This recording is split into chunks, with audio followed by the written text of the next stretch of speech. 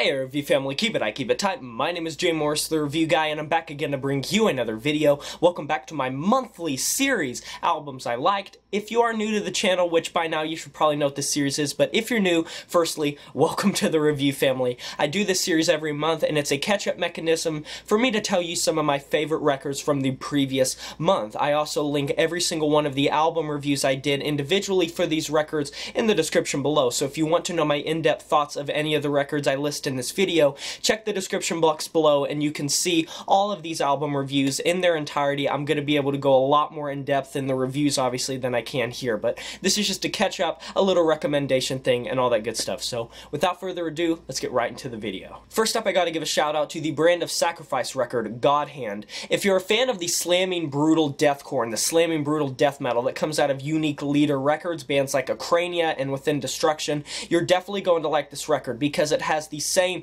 just impossibly quick drumming, the just growled guttural vocals that make it sound like a deranged cave troll, and the production is absolutely flawless to boot. It's a record that's in and out pretty quickly. It doesn't really drag itself on that long. It's a deathcore record for people that want their stuff a little bit quicker, a little bit more well produced. I also think that fans of Infant Annihilator will probably get a lot out of this record, so check it out. Next, I gotta give a shout out to the Petras album, Clarity. I feel like this record's grown on me a little bit. I gave it a 7 out of 10 originally, and I still think that is a fair score. It's not necessarily, I don't think, a full-on 8 or anything, but it's definitely one of my favorite pop albums, just straight bred bubblegum pop, type of synth pop, electronic pop albums that I've heard this entire year. I think Kim Petras' swagger is just completely palpable on this record. I really like her delivery. I really like her lyricism. I really like some of the beats that she chose on this record on tracks like I See and the self-titled track Clarity, as well as some others.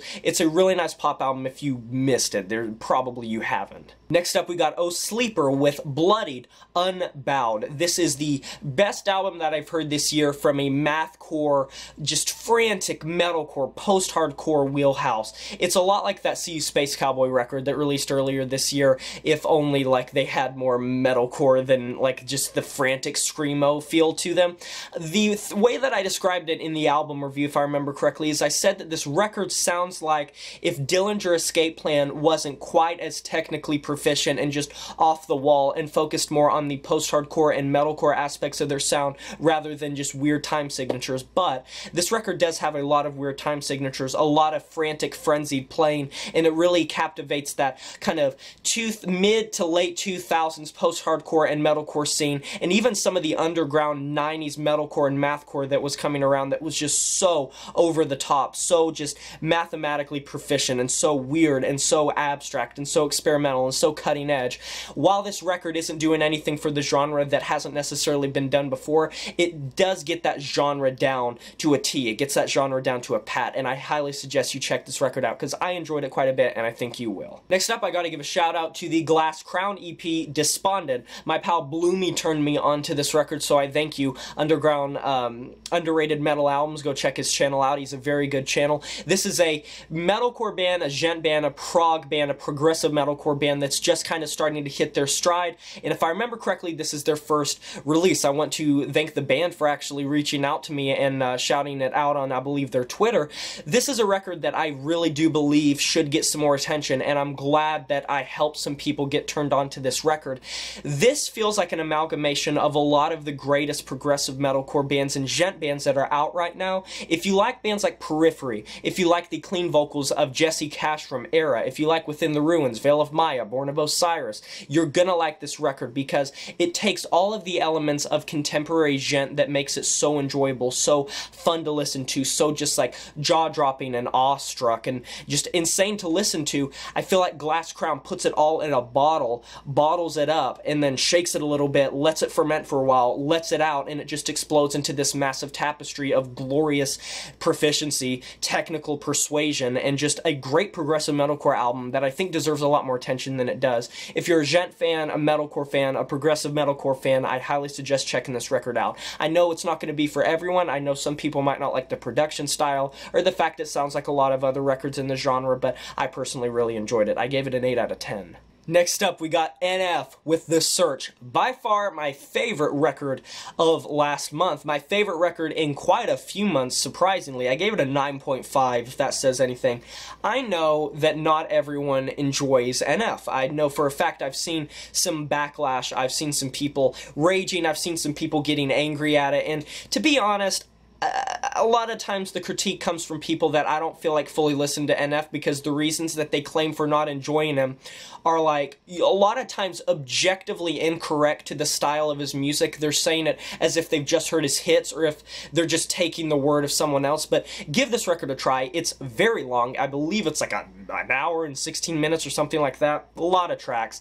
Very introspective, very emotional. NF never lets down. I do like The Search more than Perception, so if you didn't enjoy Perception, maybe give this record a try. I think it's very to the point. It features some of Nate's best flows yet, some of his best lyricism yet. Some of the song topics just cut deeper and deeper than ever before it, and is reminiscent of Therapy Session. Yes, that deep, and I can't suggest this record enough. Also, big middle finger to Chance the Rapper, because I think NF beat him in sales and is going to debut at #1, so that really makes sense because of how much of a shit show Chance the Rapper's record, The Big Day, or whatever. I'm not covering that record. It's dog shit. I'm sorry, I'm not covering that record. I don't want to put you down if you're a Chance the Rapper fan, so if you enjoyed that record, I'm sorry if that was harsh, but I just got nothing out of that record. But on the other hand, I highly suggest the NF album. And then finally, I do want to give a shout out to The Sailor by Rich Brian. This got a 7 out of 10, and it's one of the most interesting 88 Rising projects I've heard thus far. The review is actually getting quite a bit of traction. I want to thank anyone that watched that review and is maybe a new subscriber from that video. I appreciate it a lot. This is one of the most interesting projects from him. I really have to say that, from 88 Rising. I think it takes a lot of the same elements that you get from people like Keith 8, from Dumbfounded, even Joji, and it makes them just a little bit more accessible, but a little bit more abstract at the same time. And tracks like Yellow are just fantastic. How do you not like that track? I highly suggest this record if you're maybe a fence sitter when it comes to 88 Rising or even Rich Brian, because I think this is a much more fleshed out and fully realized record than Amen was. I stated in the review I wasn't that big of a fan of Amen. I was pretty lukewarm on the performance of it and stuff, but I do suggest The Sailor. I also suggest checking out the little mini film that came out with it, because I think that's very much worth your time as well. So yeah, I think that's it. I think that's another albums I liked. I really love doing this series, and I know that a lot of you guys really look forward to it as well, so I appreciate that, because I always love getting to make content that I enjoy, that other people enjoy as well. If you're new to the channel by any chance, be sure to subscribe if you'd like to see more content, and smash that notification bell. Leave a like if you enjoyed this video, and of course I'm going to leave it in your hands now. What were some of your favorite records that released in the previous month? I would love to hear it. No genre constrictions. I feel like in this I shouted out things from like rap, metal, pop. I mean, there was quite a little bit of diversity. Not like a super massive amount of records. I didn't necessarily review as much last month as I might have liked to, but I felt pretty good with the proficiency and the frequency and the consistency that I did last month. So I'll talk to you guys next time. My name is Jay Morse, Review Guy. I'm signing off. You know who it is. I'm saying farewell.